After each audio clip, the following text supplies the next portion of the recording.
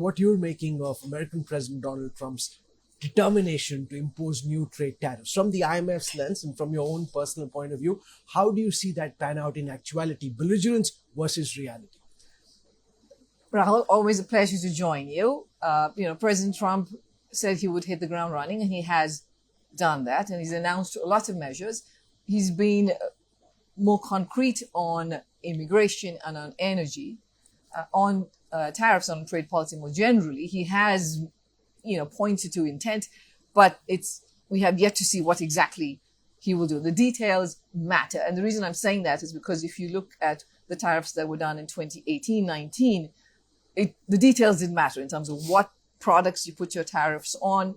That's going to determine how much of an inflationary effect it will have. How countries retaliate, that was absolutely critical for what the consequences were going to be.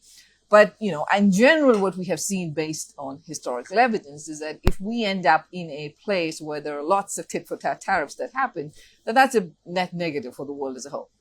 So how much of an impact do you think this could have on global growth? It will, of course, determine, as you say, it will be determined by what tariffs he imposes, yes, what countermeasures the other countries employ. But how do you see this impact global growth? Because the latest IMF forecast seems to suggest global growth slowing down on its own even before these tariffs have come into place.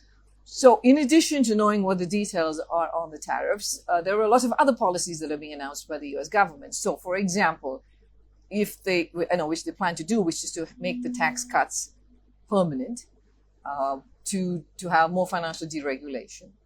There is a lot of positive sentiment. Foreign direct investments in the US is very strong at this point. So all of that can have an offsetting effect. So in fact, our near-term assessment is that there are more upside risks to the US economy. Now, what that usually means is that if there's more growth in the US economy, it does have spillovers to the rest of the world, and that can be positive too. While many of the other policies on the trade front and so on will be more of a downside risk for the rest of the world.